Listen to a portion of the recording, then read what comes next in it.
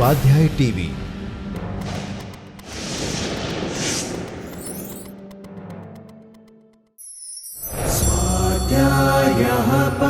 Doctor Baba Saheb Ambedkar open university.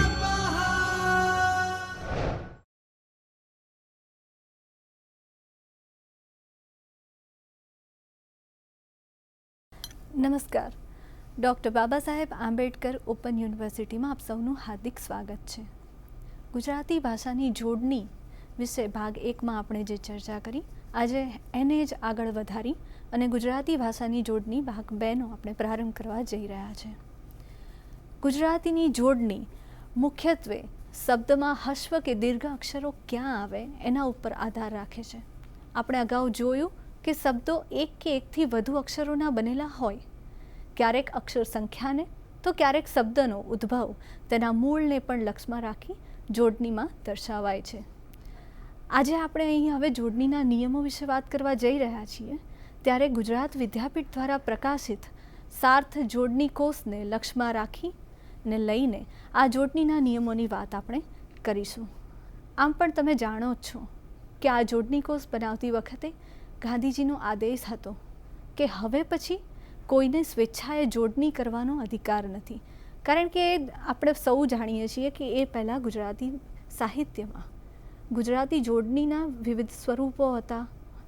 એમ કહેવાય કે ગુજરાતી ભાષાની જોડણી ગુજરાતી બોલીઓ પર આધારિત હતી. આ જોડણી કોષને બનાવવાનું મુખ્ય કારણ જ એ છે કે એ જોડણી કોષ દ્વારા ગુજરાતી ભાષા પ્રત્યે લોકો જાગૃત થાય. આપણે જોયું, જોડણી એટલે ભાષામાં લિખિત સ્વરૂપમાં શબ્દોને કયા અક્ષરો કેવી રીતે લખવા, જોડવા, એની સર્વસામાન્ય સર્વશ્રીકૃત રીતને આપણે જોડણી કહીશું. હવે આપણે જોડણીના નિયમો વિશે ચર્ચા કરીએ. સંસ્કૃત તત્સમ શબ્દોની જોડણી મૂળ પ્રમાણે કરવી, એટલે કે જે તત્સમ શબ્દો છે સંસ્કૃતમાંથી સીધી સાદી રીતે, સરળ રીતે એને એ જ શબ્દો આપણી ગુજરાતી ભાષામાં આવ્યા છે એની વાત છે. તો એમાં ઉદાહરણ આપણે જોઈએ તો ગુરુ, મતિ, વિદ્યાર્થિની, વૃદ્ધ, પિયુષ, જિંદગી, નિમણૂક, ઉર્મિ, કીર્તિ, વર્તણૂક, આ બધા જે શબ્દો છે એ સંસ્કૃતમાંથી સીધા આવ્યા છે અને એની જોડણી આપણે સંસ્કૃતમાં જે રીતે લખાય છે એ જ રીતે કરવાની રહે. આ પછી ભાષામાં તત્સમ ઉપરાંત તદ્ભવ રૂપ પણ વપરાશમાં હોય તે બંને સ્વીકારવા. એટલે કે તમે અહીંયા સ્ક્રીન પર જોઈ રહ્યા છો કે પૂર્ણિમા અને એના માટે પૂનમ શબ્દ હોય, કઠિન અને કઠણ, નહીં અને નહીં, આમાં એક ભેદ તમે જોઈ રહ્યા છો. રસ્વઈ પણ છે અને દીર્ઘઈ પણ છે, પણ નહીંમાં એક બહુ મોટો અને બહુ જ ધ્યાન રાખવો જરૂરી ભેદ એ છે કે જ્યારે નહીંમાં તમે રસ્વઈ કરતા હો ત્યારે એના માથે અનુસ્વાર આવતું નથી, પણ જ્યારે નહીંમાં તમે દીર્ઘ ઈ કરો છો ત્યારે અનુસ્વાર એના માટે ફરજિયાત છે, તો જ એ સાચી જોડણી કહેવાય. એ જ રીતે રાત્રિ માટે રાત શબ્દ પણ વાપરીએ છીએ. 10 સ શ બંને સ વપરાય છે, કા લ અને કા અળ બંને વપરાય છે. એવી રીતે કર્મ અને કરમ, ભક્ત અને ભગત, આ બધા શબ્દો આપણે વાપરી શકીએ છીએ. આગળ જોઈએ તો ગુજરાતી પ્રત્યે લેતા વ્યંજનાંત શબ્દો ખોડા ન લખવા.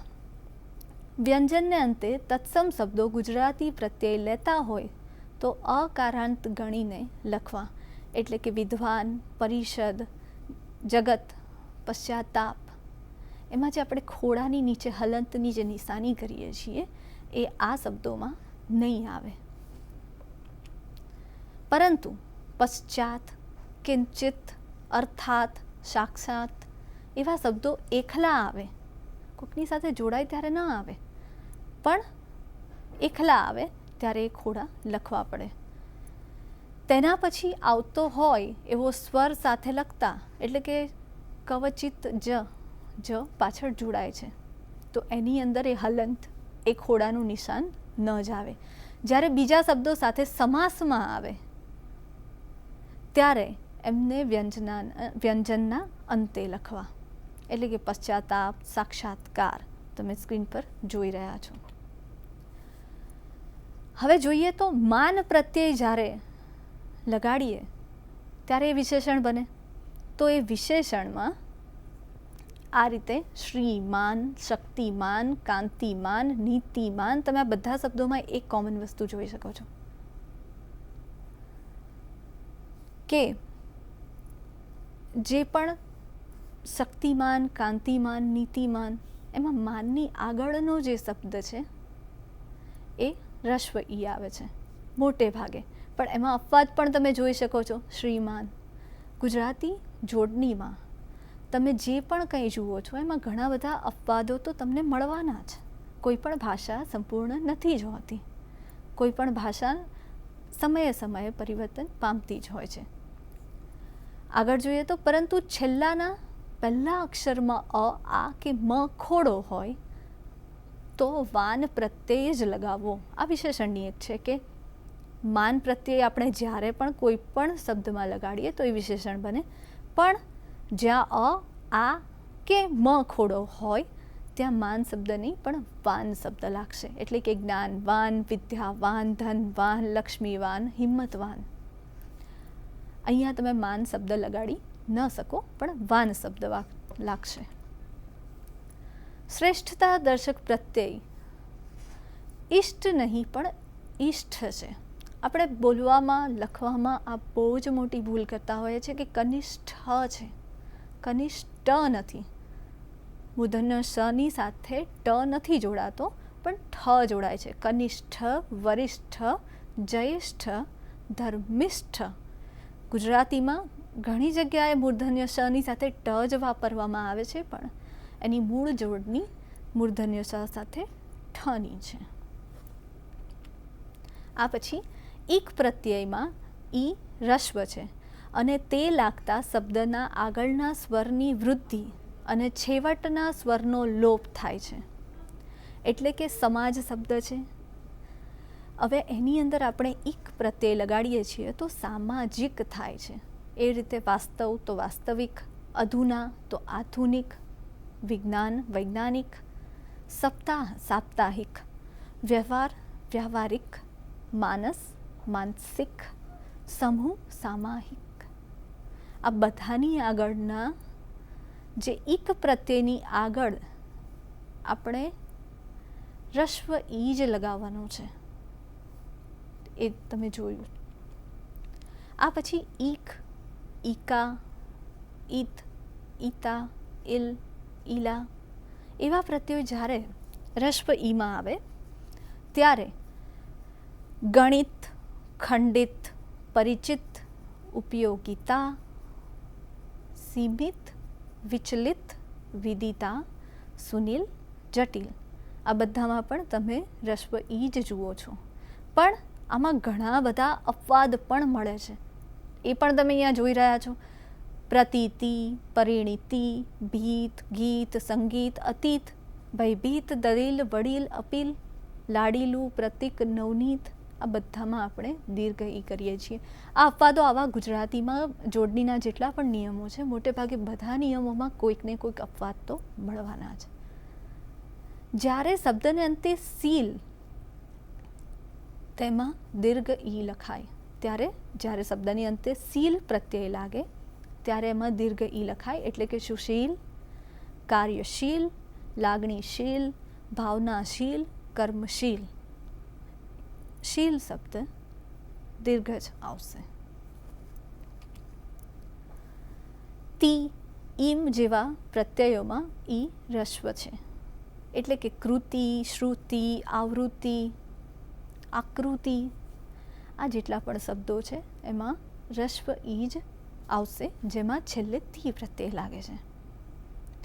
શબ્દના અંતે ઇન્દ્ર પ્રત્યય લાગે તો ઈ દીર્ઘ બને. એટલે કે રવિન્દ્ર, રવિ શબ્દ પરથી બન્યો છે રવિન્દ્ર. તો રવિમાં આપણે હસ્વ ઈ કરીએ છીએ, પણ જ્યારે ઇન્દ્ર પ્રત્યય એની સાથે લાગે છે ત્યારે એ દીર્ઘ ઈ થઈ જાય છે રવિન્દ્ર. તમે સ્ક્રીન પર જોઈ રહ્યા છો એ જોડણી. કવિ, કવિન્દ્ર, હરિ, હરિન્દ્ર. પણ જ્યોતિ જે શબ્દ છે એમાં જ્યારે ઇન્દ્ર લાગે છે તો એના મૂળ રૂપમાં ફેરફાર થતો નથી. અપવાદ છે. શબ્દના અંતમાં અનીય, ઇન, લીન, કીય કે ઈશ પ્રત્યય આવે તો તે ઈ દીર્ઘ બને છે. એટલે કે માનનીય, દર્શનીય. અનીય શબ્દ લાગે છે, તમે જોઈ રહ્યા છો, એમાં માનનીય, દર્શનીય ઉદાહરણ છે. બંનેમાં દીર્ઘ ઈ છે. એ જ રીતે ઈન પ્રત્યય લાગ્યો છે તો પ્રાચીન, અર્વાચીન, દૂરબીન, નવીન. લીન પ્રત્યય લાગે તો મધ્યકાલીન, પૂર્વકાલીન, આપાતકાલીન. ઈ પ્રત્યયના ઉદાહરણ જોઈએ તો શાસ્ત્રીય, સ્મરણીય, પંચવર્ષીય. એ રીતે કીયના ઉદાહરણ જોઈએ તો વૈદકીય, રાજકીય, નાણાકીય, માળખાકીય. એ જ રીતે ઈશ પ્રત્યય લાગે તો શિરીષ, જગદીશ, દ્વારકાધીશ. આ બધામાં દીર્ઘ ઈ આવે. ઈશ પહેલાં દીર્ઘ ઈ લાગે. એમાં પણ અપવાદ તો છે જ. તો અપવાદ તમે જોઈ રહ્યા છો, કઠિન, મલિન, પુલીન, સક્રિય, ક્રિયા, પ્રક્રિયા, જ્યોતિષ, આશીષ, કોશિશ, માલિશ, અહર્નિશ. આ પછી આપણે જોઈએ તો શબ્દના અંતે ઈક્ષા, ઈક્ષક કે ઈક્ષણ પ્રત્યય હોય તો પણ દીર્ઘ ઈ બને. એટલે કે પરીક્ષા, દીક્ષા, નિરીક્ષા, પરીક્ષણ, સમીક્ષક, પરીક્ષક, સમીક્ષા. આ બધામાં આ પ્રત્યય જ્યારે પણ આવે ત્યારે દીર્ઘ ઈ લાગે. એ જ રીતે ઈના અંતવાળા શબ્દોમાં ન, ખોડો ન ની પહેલાં રસ્વ ઈ જ આવે. એટલે કે વિદ્યાર્થીની, નલિની, મૃણાલિની, રાગિણી, યોગિની. આમાં તમે નીચે એક બીજા મુદ્દામાં તમે નીચે જોઈ રહ્યા છો વિદ્યાર્થી લખ્યું છે.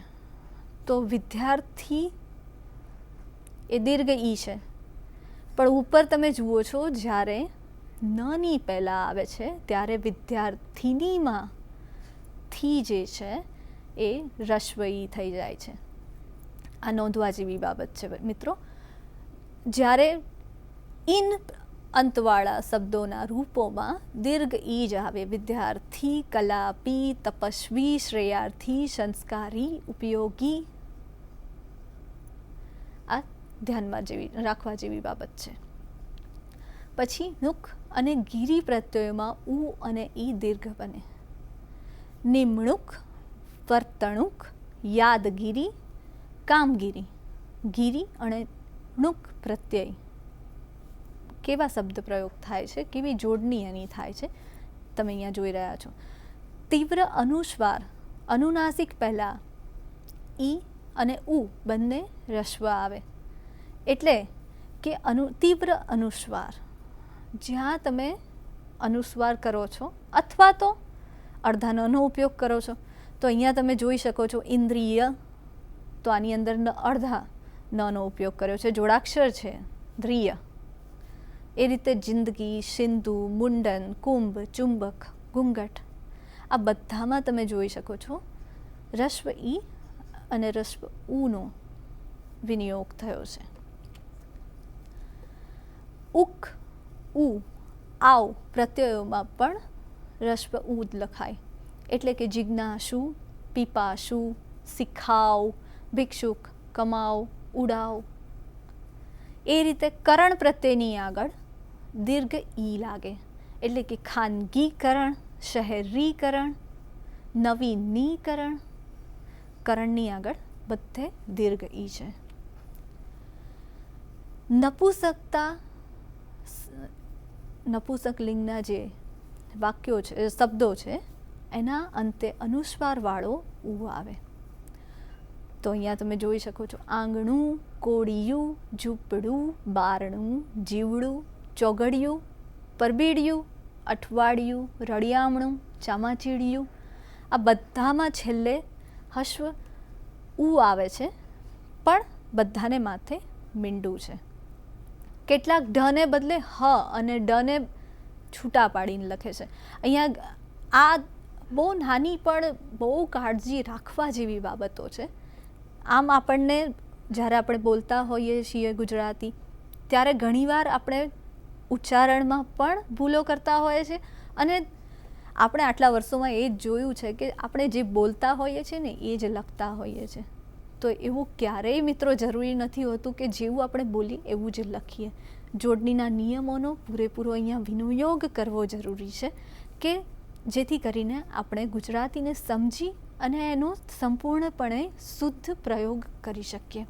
તો આપણે આગળ જોઈએ કે કેટલાક ઢને બદલે હ અને ડ છૂટા પાડીને લખે છે, એટલે કે કહાડવું, વહાડવું, લડવું, દાઢમ.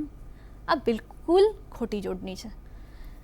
કહાડવું એવું લખવાની જરાય જરૂર નથી. કાઢવું, વાઢવું, લડવું, લઢવું નથી, ઢ ઢગલાનો બિલકુલ નથી, પણ લડવું છે. દાડમ આ જ સાચી જોડણી છે. જ્યારે ચડવું અને ચડવું આ બંને સાચા છે ગુજરાતીમાં. તમે આ બેમાંથી કોઈ પણ એક લખી શકો છો. આગળ જોઈએ તો કેટલાક શબ્દોના ઉચ્ચારમાં ગુજરાતના કેટલાક ભાગોમાં ય શ્રુતિ થાય છે.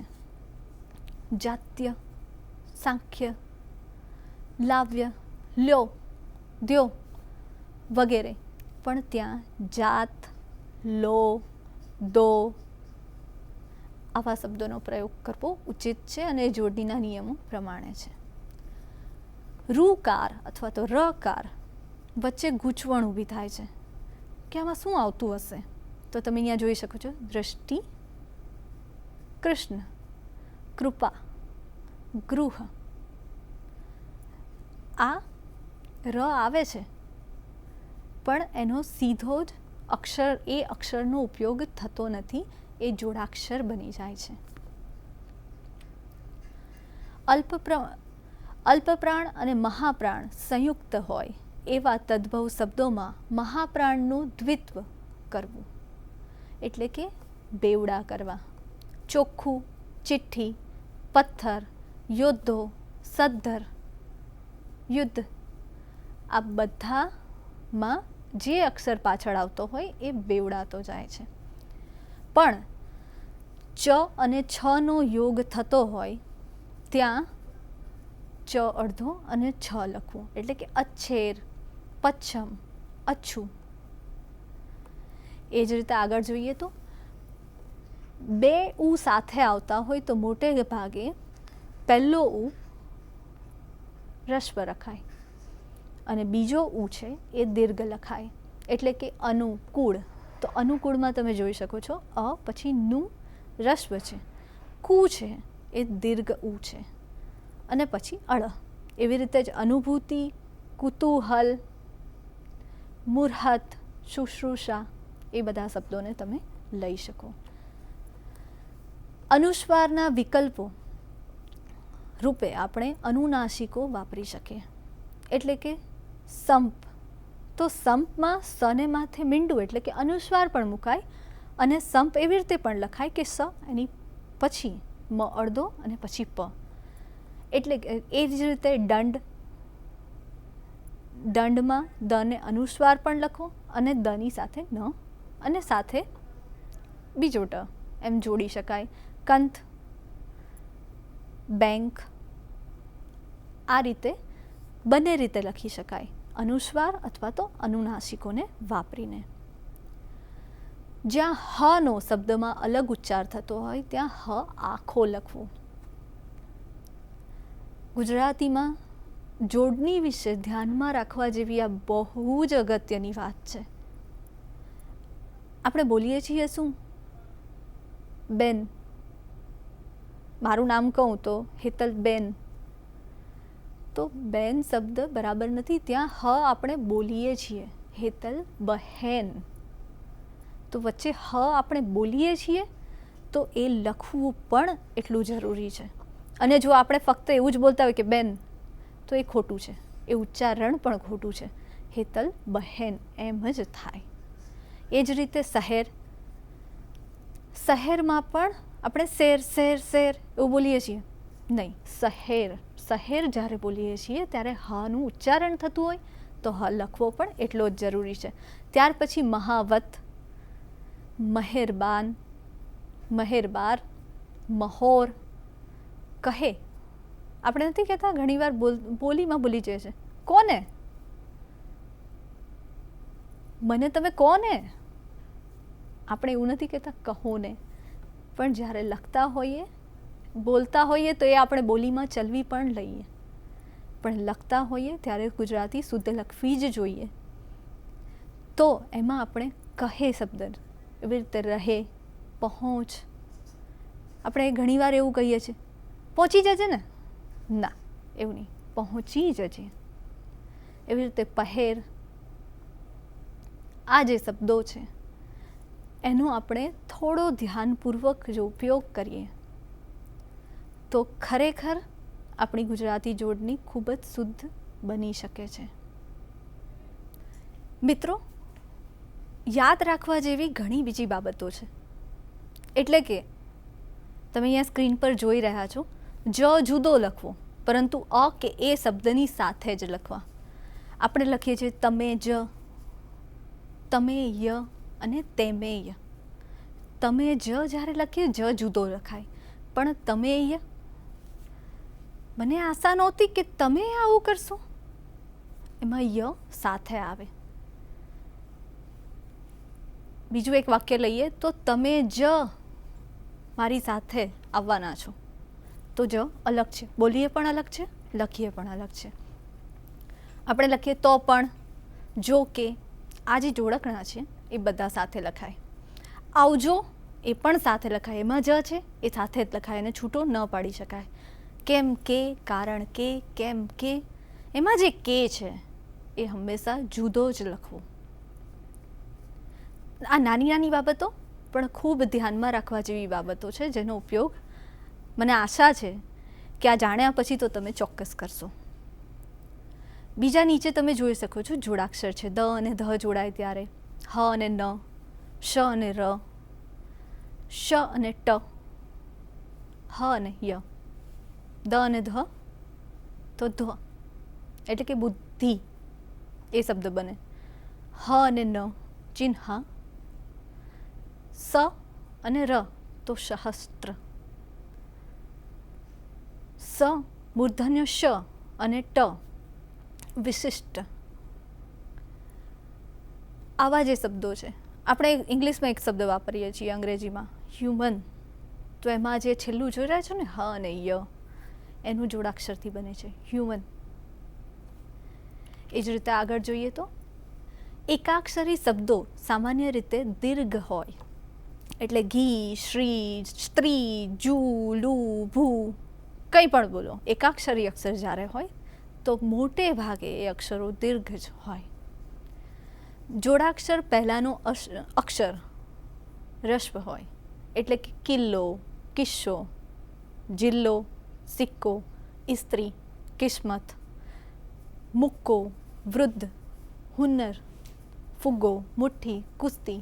આ બધામાં તમે જુઓ છો રસ્વ ઈ જ છે ને રસ્વ ઉ જ છે. જે પહેલો અક્ષર હોય, જોડાક્ષર પહેલાંનો જે અક્ષર હોય એ રસ્વ ઈ અને રસ્વ ઉ જ હોય મોટે ભાગે. 4 કે તેથી વધુ અક્ષરના શબ્દોમાં સામાન્ય રીતે પ્રથમ અક્ષર રસ્વ આવે. નિસરણી, નિખાલસ, નિસ્બત, મિલકત, બિલકુલ, શિખામણ. આ બધામાં તમે જોઈ શકો છો કે આ 4 અક્ષરના અક્ષરો છે અને પહેલો અક્ષર બધામાં રસ્વ ઈ જ છે. એ જ રીતે ગુજરાત, ઉજવણી, મુસાફર, ગુજરાન, પુરવઠો, કુદરત, એ બધામાં રસ્વ ઉનો જ ઉપયોગ કરવામાં આવ્યો છે. શબ્દના અંતે આવતા અનુસ્વારવાળા ઈ દીર્ઘ હોય, એ જ રીતે ઉ હોય તો એ રસ્વ હોય. તો દહીં, અહીં, તહીં, મહીં, એ બધામાં શબ્દના અંતે દીર્ઘ ઈનો જ ઉપયોગ થાય. અને એ જ રીતે જ્યારે તું, છું, હું, શું, નું, તો એમાં હસ્વ ઉનો ઉપયોગ થાય. જે પ્રત્યયોમાં ઈ કે ઉ લાગ્યા હોય તેની જોડણી નીચે પ્રમાણે કરવી. તમે અહીંયા જોઈ શકો છો અધિ. અધિ શબ્દનો જ્યાં પણ ઉપયોગ થાય એ પ્રત્યય પૂર્વ પ્રત્યય જોડાય. તો અધિક, અધિકાર, અધિકરણ, અધિવેશન, એમાં અપવાદ છે ને બહુ જ ધ્યાનમાં રાખવા જેવા અપવાદ છે કે અધિક્ષક, અધીત, અધીન આપણે જ્યારે બોલતા હોય, લખતા હોય ત્યારે એમાં દીર્ઘ ઈ જ આવે છે. જ્યારે મોટે ભાગે આ કોમ્બિનેશન હોય, આ જોડાણ હોય અધિવાળું, પૂર્વ પ્રત્યે લાગ્યો હોય, ત્યાં રસ્પ ઈ જ આવે. એ જ રીતે અભિષેક, અભિજીત, અભિરુચિ, અભિજાત, એમાં પણ અપવાદો તો છે. અભિષ્ટ અને અભિપ્સા તમે અહીંયા જોઈ રહ્યા છો, એ અપવાદ છે. પણ મોટે ભાગે જ્યાં જોડાય ત્યાં રસ્પ ઈ જ આવે. આવિષમાં આવિષ્કાર, આરવી ભાવ, એવી રીતે વિશાળ, વિવેક, વિચાર, વિનિયોગ, વિયોગ આવી પૂર્વ પ્રત્યે લાગે છે. એ રીતે અનુપૂર્વ પ્રત્યે અનુસ્વાર, અનુસંધાન, અનુરૂપ, અનુબંધ. બીજા જોઈએ તો નિશ, તો એમાં પણ નિશાન, નિધિ, નિકટ, નિશંક, નિસ્વાર્થ, નિષ્ઠા, નિર્ણય, નિષ્પાપ, નિશ્ચિત, આ બધામાં તમે જોઈ શકો છો રસ્પ ઈ જ છે. પરિપૂર્વ પ્રત્યય હોય તો પરિણય, પરિવાર, પરિચય, પરિવર્તન, એમાં અપવાદ છે. પ્રતીતિ, પ્રતીક, પ્રતીક્ષા, એ અપવાદો છે. એવી રીતે શીલ પ્રત્યય આપણે આગળ જોઈ ગયા કે શીલ પ્રત્યય જ્યાં પણ લાગે ત્યાં દીર્ઘ ઈ જ હોય તો શીલ, કાર્યશીલ, લાગણીશીલ, વિચારશીલ, સુશીલ. એ રીતે મતિ અને વતી, શ્રીમતી, ભાનુમતી, રૂપમતી, લીલાવતી, પાર્વતી, ભગવતી, સરસ્વતી. તો અંતિમ, કૃત્રિમ, પશ્ચિમ, એમાં અસીમ અપવાદ છે. જ્યાં પર પ્રત્યય કોડિયું, ઘોડિયું, અઠવાડિયું, ખોડિયું, આંબાવાડિયું, ઈયું લાગતું હોય ત્યાં તમે જોઈ શકો છો કે એની આગળનો જે અક્ષર છે એ રસ્પ ઈ છે. ફારસી ભાષામાંથી ગુજરાતીમાં ઉતરી આવેલા શબ્દો, મિત્રો આપણી ગુજરાતી ભાષા છે એમાં ફક્ત સંસ્કૃતમાંથી કે પ્રાકૃતમાંથી જ આપણે બધા શબ્દો લીધા છે એવું ક્યારેય બન્યું નથી. ભાષાની એક યાત્રા એવી છે કે જેમાં ચાલતા ચાલતા આપણે આગળ વધતા ગયા, સંગ મળતો ગયો, જ્યાં ગયા ત્યાંનું કંઈક ઉઠાવ્યું, આપણામાં એને લીધું, આપણે એને પોતાનું બનાવી દીધું. એવી રીતે આ યાત્રા આખી ભાષાની પણ ચાલતી હોય છે. આપણી તો ચાલતી જ હોય છે પણ ભાષાની પણ ચાલતી હોય છે કે ઘણીવાર તો આપણને એમ લાગે કે આ આપણું જ હતું કે કોકની પાસેથી આપણે શીખ્યા છે, લીધું છે, આપણે ગ્રહણ કર્યું છે. એવી જ રીતે આપણે સંસ્કૃત અને પ્રાકૃતને, સંસ્કૃતને તો આપણે આપણી મા તરીકે, ભાષા બધી ભાષાની જનની મા તરીકે સ્વીકારી જ છે, એટલે એમની પાસેથી તો લઈએ તો વારસામાં મળે. પણ આડોશી પાડોશી હોય કે દૂરની કોઈક જગ્યાએ યાત્રા કરતા કોઈક આપણને મળી જાય, એ રીતે ભાષામાં પણ આપણે ત્યાં ઘણા લોકો આવ્યા, ઘણી પ્રજા આવી અને એ પોતાના સાહિત્ય, પોતાના સંસ્કાર, પોતાના શબ્દો, પોતાની આખી સંસ્કૃતિ લઈને આવ્યા. અને એ બધાને આપણે આવકાર આપી અને આપણામાં પત્તે ઓછે અંશે સ્વીકારી તો ખરી જ.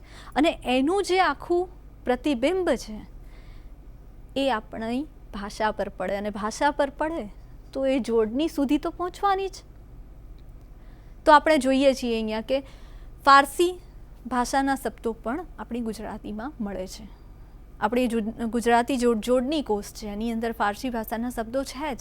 તો તમે જુઓ છો અત્તર, અદાલત, ઇન્સાફ, કાનૂન, કાજી, બક્ષી, કારકુન, ગુમાસ્તો, દસ્તાવેજ, દિવાલ, બાદશાહ, મહેલ, રૂઆબ, સોદો, હલવો, શરાબ. તમને એમ થતું હશે કે આ બધા શબ્દો આ ફારસી ભાષાના છે, પણ જી હા, આ બધા શબ્દો ફારસીમાંથી આપણા ગુજરાતીમાં આવેલા છે. આપણા ત્યાં એટલા બધા રૂઢ થઈ ગયા છે આપણી જિંદગી સાથે મિત્રો, જિંદગી શબ્દ જે બોલીને એ પણ આપણો પોતાનો નથી, એ પણ ફારસીમાંથી આપણે લીધેલો શબ્દ છે. તો એટલા બધા વણાઈ ગયા છે કે આપણને એ પોતાના જ લાગે છે. આ આપણે ફક્ત સંસ્કૃત શબ્દોમાંથી લીધેલા શબ્દોને તત્સમ કે તદ્ભવ શબ્દ નથી કહેતા. આપણે આગળ જોઈ ગયા એ વાતને કે બીજી બધી ભાષાના, એટલે કે ફારસી છે, અરબી છે, અંગ્રેજી છે, ફિરંગી ભાષાઓ, પોર્ટુગીઝની કહી શકાય, એવી બધી ભાષાઓના શબ્દો પણ તત્સમ એટલે સીધા લીધેલા અને તદ્ભવ એટલે આપણે એમાં થોડોક બદલાવ કર્યો. આપણે એટલે કે જ્યારે એ શબ્દો આપણી ભાષામાં આવ્યા ત્યારે બોલાતા બોલાતા બોલાતા એના સ્વરૂપમાં થોડો ફેરફાર થયો. આ આપણા શબ્દોની અને આપણે બદલ્યા એની વાત કરી રહી છું. એ જ રીતે ફિરંગી, પોર્ટુગીઝ ભાષામાંથી ઉતરી આવેલા શબ્દોની જોડણી તમે અહીંયા જુઓ છો તો હાફૂસ, આપણે એને હાફૂસ કહીએ છીએ પણ ખરો શબ્દ છે આફૂસ.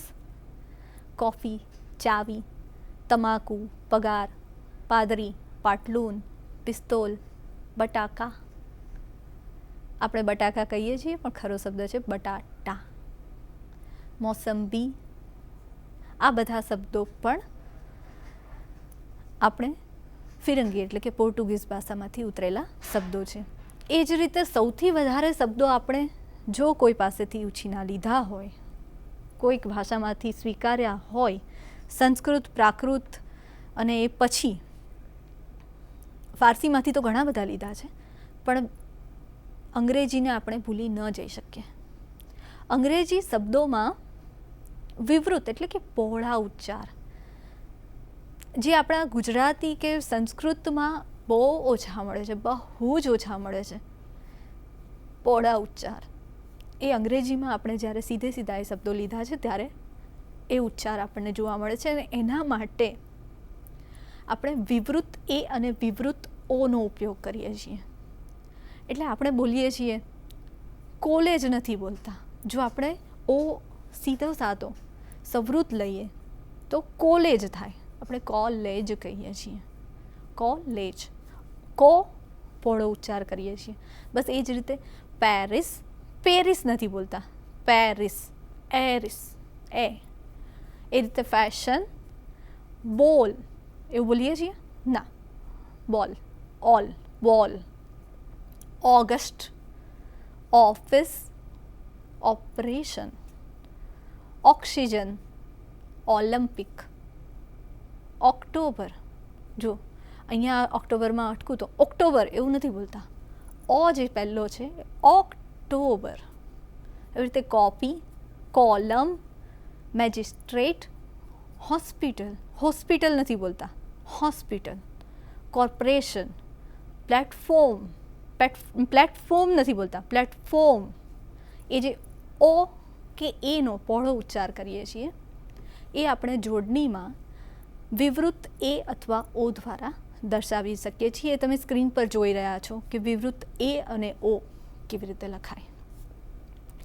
આગળ જોઈએ તો અંગ્રેજી શબ્દોની જોડણીમાં ભાર ન આવતો હોય તો હશ્વઈ કરવી. એક સીધો સાદો આપણો જોડણીનો નિયમ છે કે આપણે જ્યારે બોલતા હોઈએ ત્યારે જેની ઉપર ભાર વધારે આપીએ એ દીર્ઘ આવે અને જ્યારે આપણે ભાર ઓછો આપીએ એ અક્ષર ઉપર ત્યારે રસ્વ આવે. એ જ રીતે જ્યાં ઉચ્ચારણમાં ભાર મુકાતો હોય ત્યાં દીર્ઘ ઈ આવે. એવી રીતે જ fee, seat, biscuit, permit, boot, foot, school, stool. હવે ભાર ઓછો આપે એવા શબ્દો છે ટિકિટ, એન્જિન, સિનેમા. કેવું સાદું આમ ભાર વગર બોલીએ સિનેમા. જ્યારે આપણે દીર્ઘ ઉ કે ઈનો ઉપયોગ કરવો હોય તો પરમીટ, સ્ટૂલ. એ રીતે બોલીએ છીએ. ઉચ્ચારણ પણ જોડણીમાં ઘણો મહત્વનો ભાગ ભજવે છે. અંગ્રેજી શબ્દોની જોડણીમાં ડ્રાઈવર, હાઈસ્કૂલ, જો હું ઈ પર ભાર મૂકું છું, હાઈસ્કૂલ, હાઈકોર્ટ, લાઇબ્રેરી વગેરે શબ્દોમાં ઈ છે. ય નથી, એવું નથી બોલતા. હાઈ સ્કૂલ નહીં, હાઈ સ્કૂલ. ઈ. લાઇબ્રેરી, લાઇબ્રેરી નહીં. હાઈ કોર્ટ નહીં, હાઈ કોર્ટ. ઈ શબ્દ બોલાય છે. એ જ રીતે સોસાયટી નથી બોલતા, સોસાયટી બોલીએ છીએ, society. Ice cream, commissioner, railway, lottery, circus, આમાં સ, લ, શ, ટ, ર. તમે આ જે શબ્દો જુઓ છો મોટે ભાગે તમને એવી જ ખબર હોય છે કે કમિશનર, તો જે શ છે એ અડધો જ આવે. મિત્રો એવું નથી હોતું. એ શ આખો બોલીએ છીએ તો આખો લખવો પણ પડે. આપણે કહીએ છીએ સર્કસ, તો સ, ર, ક, શ. જ્યારે આખા આખા શબ્દો બોલીએ જ છીએ તો એ આખા આખા લખવા જ પડે ને. આપણે એવું કહીએ છીએ રેલવે, એવું નથી કહેતા. રેલવે તો આખું જ લખાય. એ રીતે લોટરી, આઈસ્ક્રીમ. આ થોડી થોડી બાબતોનું તમે ધ્યાન રાખવા જેવી છે. હવે અહીંયા જોઈએ કેટલાક અક્ષર દોષો અને તેની સાચી જોડણી. તમે અહીંયા સ્ક્રીન પર જુઓ છો બુદ્ધિ. હવે જે પહેલું તમે જુઓ છો ને એ ખોટી જોડણી છે, બુદ્ધિ. હવે આમ જોવા જઈએ તો કોઈ એવું કહી ના શકે કે આ ધ અને ધ જોડ્યો તે ખોટો છે. હોઈ શકે સાચો જ છે, ચલો માની પણ લઈએ. પણ જ્યારે ગુજરાતી ભાષામાં જોડાક્ષરની વ્યવસ્થા છે અને ધ અને ધ જોડાય તો એ જોડાક્ષરના માટે અલગ અક્ષર આપ્યો છે, તો આપણે શા માટે ધને અડધો કરી અને એની સાથે જોડવું? જે જોડાક્ષર માટેનો અક્ષર આપ્યો છે આપણે એનો પ્રયોગ કરવો જ જોઈએ ને. એ જ રીતે અશુદ્ધ કે અશુદ્ધિ. ચિહ્ન, ચિહ્નમાં પણ ન અડધું શા માટે જોડવું? જ્યારે ન અડધો અને હ જોડાય ત્યારે જે જોડાક્ષર બને એ અક્ષર આપણા ત્યાં અલગથી આપેલ છે, તો પછી એનો જ ઉપયોગ કરવો.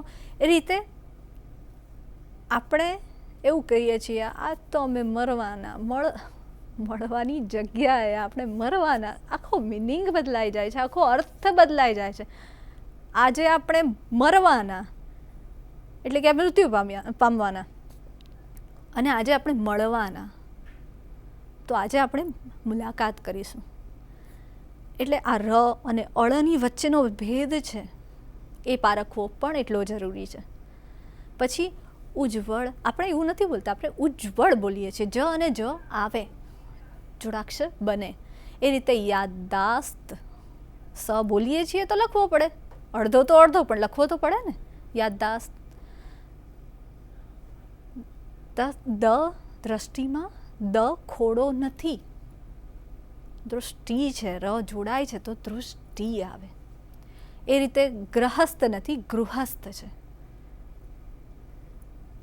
પૃથક નહીં, પૃથક છે. બ્રાહ્મણ તો બ્રાહ અને મ જોડાય છે ત્યારે બ્રાહ્મણ બને છે, એ અક્ષરનો ઉપયોગ કરવો જોઈએ. આહ્લાદ.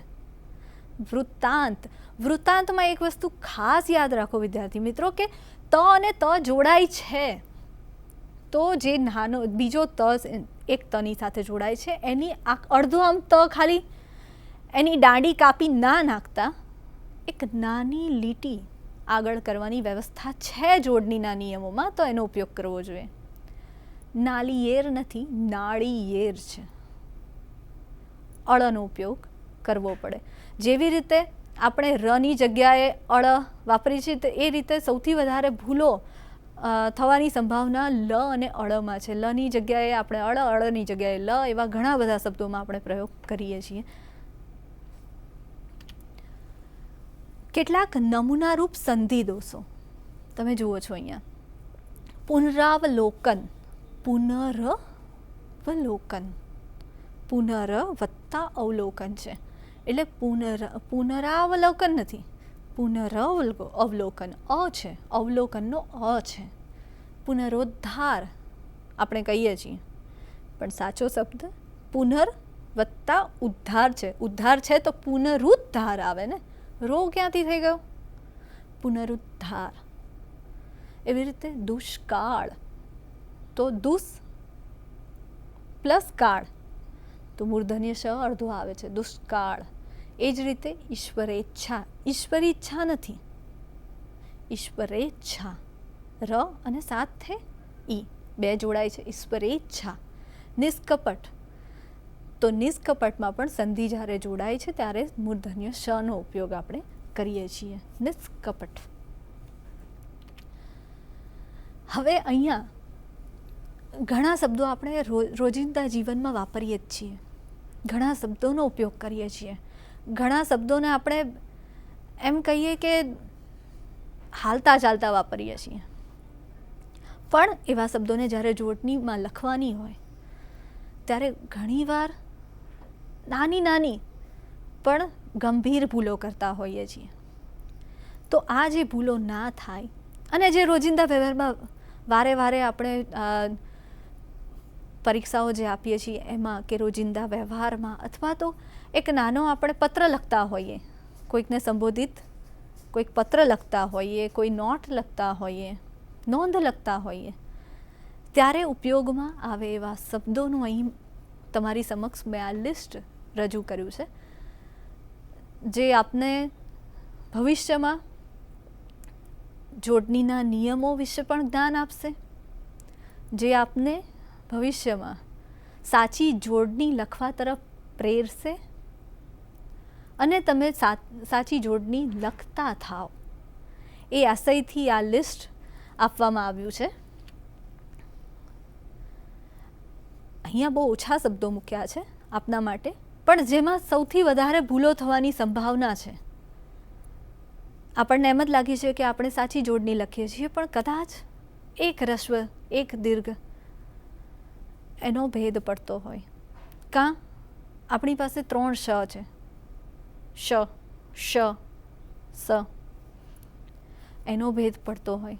મેં હમણાં જ કહ્યું એ રીતે ર, અળ, લ, એવો કોઈ ભૂલ થતી હોય આપણાથી, તો એ સુધારી શકાય, એ આશયથી આ લિસ્ટ, આ આખી સૂચિ તમને આપવામાં આવી છે, જેનો અભ્યાસ આપ ચોક્કસથી કરજો અને કરશો એવી આશા છે જ. અને આ જોડણીના નિયમોનો અભ્યાસ કરી અને તમે સાચી જોડણી લખતા થશો. આ સાથે છેલ્લી એક વાત કે કોઈ પણ ભાષા એ નદીના પ્રવાહની જેમ હોય છે. નદી જેમ નીકળે એની સાથે બધું લેતી જાય. કોઈ જગ્યાએ મેદાનમાં વહે, કોઈ જગ્યાએ નાના ખડક પરથી ઝરણું બની જાય. એ જ રીતે ભાષાનો પ્રવાહ છે. આજુબાજુનું બધું આવરી લેવાની એનામાં ક્ષમતા છે. એ ક્ષમતાની સાથે આગળ વધતી હોય છે, એટલે પરિવર્તનશીલ હોય છે. એનો ઘાટ એને શબ્દોમાં તમે બાંધી ન જ શકો. અને જેમ જેમ સમય સમયે પરિવર્તન પામતી હોય છે એમ ઘણા ફેરફારો આવતા પણ રહે છે. હા, ગાંધીજીએ કહ્યું છે કે હવે પછી કોઈને અલગથી જોડણી કરવાનો અધિકાર નથી, સ્વેચ્છાએ જોડણી કરવાનો અધિકાર નથી. પણ જે નવા નવા શબ્દો આપણે આયાત કરતા હોઈએ છીએ બીજી ભાષામાંથી, એ તો આવતા જ રહેવાના, એનો ઉપયોગ થતો રહેવાનો. આપણે જેમ જેમ વિશ્વમાં ગતિ કરીશું તેમ તેમ આપણે નવી ભાષાઓ, નવી બોલીઓ અને નવા નવા ભાષાકીય વિકાસમાંથી પસાર થઈશું. અને ત્યારે ભાષા પરિવર્તન પામવાની જ છે. અને એ પરિવર્તન એ આપણા હિતમાં પણ હશે. એટલે મિત્રો, હું આટલા બધા જોડણીના નિયમો આપની સમક્ષ રજૂ કરું છું. મોટે ભાગે જોડણી એ આધારે જ હોય છે, અપવાદો હોય જ એમાં. છતાં પણ હવે જ્યારે પણ ગુજરાતી ભાષાની જોડણી વિશે મનમાં કાંઈ પણ શંકા ઉદ્ભવે, કોઈ પણ શંકા ઉદ્ભવે, ત્યારે નમ્ર વિનંતી છે કે ગુજરાત વિદ્યાપીઠ દ્વારા પ્રકાશિત થયેલ સાર્થ જોડણી કોષને આપણે ચોક્કસપણે એકવાર ત્યાં દ્રષ્ટિ કેન્દ્રિત કરીએ અને આપણી શંકાનું નિવારણ કરીએ. એ માન્ય જોડણી કોષનું આપણે મદદ ચોક્કસ લઈ જ શકીએ છીએ. અને આ બધા જોડણીના નિયમો છે એ કોર્સને આધારે જ અહીં આપવામાં આવ્યા છે. ધન્યવાદ. स्वाध्यायः परमं तपः.